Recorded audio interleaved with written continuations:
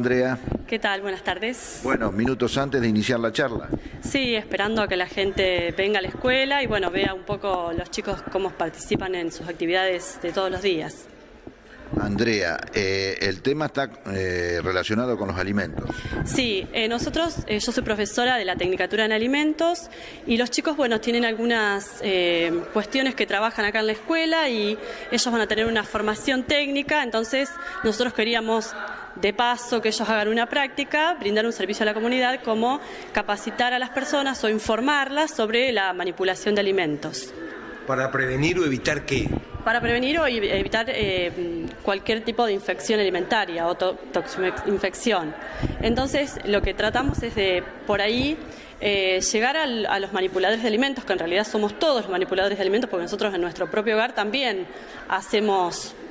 cocinamos o preparamos alimentos para los demás, y si tenemos algunas precauciones que son muy sencillas de tener en cuenta, y más que nada tenemos que llevar esto cuando llevamos a una empresa donde se fabrican o se elaboran alimentos para gran cantidad de personas.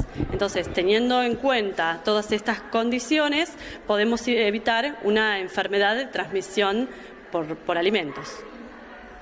Andrea, ¿es muy habitual que se transmita este tipo de enfermedades? Generalmente suelen haber enfermedades de transmisión de alimentos. Lo que pasa es que se detectan como, bueno, me duele la panza o hay diarreas, pero no se focaliza exactamente cuál ha sido la bacteria o aquel microorganismo que lo ha producido. Pero generalmente podemos comer un alimento en mal estado y no nos damos cuenta, porque tal vez su forma, no podemos determinar qué es, porque lo vemos y tal vez esté bueno el alimento, pero en realidad puede estar contaminado con un microorganismo. Pero, por ejemplo, para el saber popular, digamos, en cuanto a las carnes, se dice que una buena cocción elimina todo tipo de bacterias. ¿Alcanza? La mayoría de las bacterias, o las bacterias que pueden causar enfermedades, pero muchas veces cuando la carga microbiana excede ciertos niveles,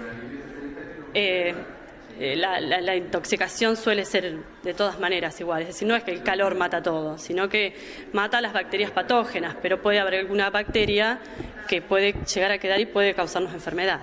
Y el otro cuidado que hay que tener, que nosotros no estamos muy acostumbrados, es, por ejemplo, con el pescado.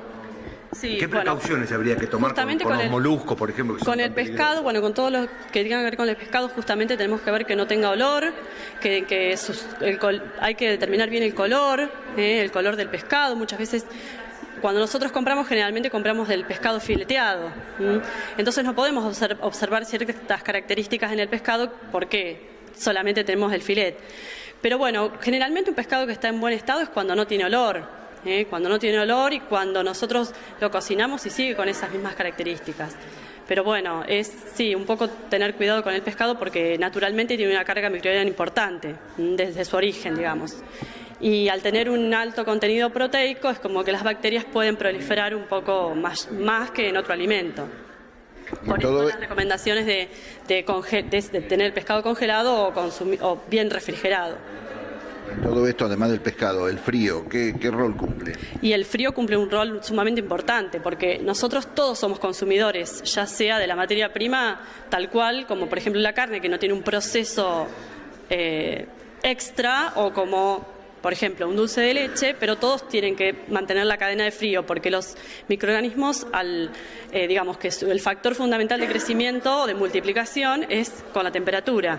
Y si rompemos o cortamos la cadena de frío, lo que estamos haciendo es darle todos los lugares, oportunidades para que ese microorganismo crezca, prolifere y contamine el alimento, deteriore el alimento en realidad. Por eso que, bueno, justamente los alimentos perecederos como las carnes, las leches, las verduras, que tienen gran contenido de agua, tienen que tener un control de refrigeración un poco más exhaustivo que otro alimento seco, qué sé yo, como las harinas, azúcares, arroz. Ahora, ¿por qué cuando hay un producto en un freezer y se saca del freezer, por qué no se lo puede volver a poner al? Claro, no se lo puede volver a congelar, porque yo cuando descongelo lo que estoy haciendo es generando otra vez las temperaturas óptimas de crecimiento. Entonces, si ya ese alimento tiene una carga bacteriana determinada y lo congelo, las bacterias no mueren con la refrigeración ni con la congelación, solamente quedan en estado de latencia. Si yo la saco, vuelvo a generar otra vez todo un movimiento y de crecimiento bacteriano. O sea que voy a volver a guardar ese alimento con la carga inicial más la que le di para cuando lo calenté. Entonces, si eso lo hago reiteradas veces, imagínense la cantidad de bacterias que se sumarían y llega un punto donde me va a causar una intoxicación alimentaria. Por eso es recomendable que cuando yo frizo algo, lo frise por partes. Es decir, si yo tengo un pollo, frise la pata por un lado, el muslo, y voy sacando lo que voy comiendo, lo que voy necesitando comer. No es que descongelo el pollo, lo vuelvo a guardar, descongelo el pollo y saco otra pata. ¿Se ha avanzado mucho en estos últimos años sobre la concientización acerca de una buena manipulación de alimentos? En realidad, desde el Ministerio de Salud es lo primordial, es decir, la prevención para evitar, digamos, gastos que tengan que ver con internación y con gastos de salud, ¿no es cierto? El año pasado yo fui a una charla porque trabajo en la Escuela Agropecuaria de Cazón, que era para manipuladores de alimentos, y la intención era justamente esta, ¿no? Llegar hacia la comunidad a partir de los comedores escolares y de todas las empresas, digamos, manipuladoras de alimentos, para evitar, ¿no es cierto?,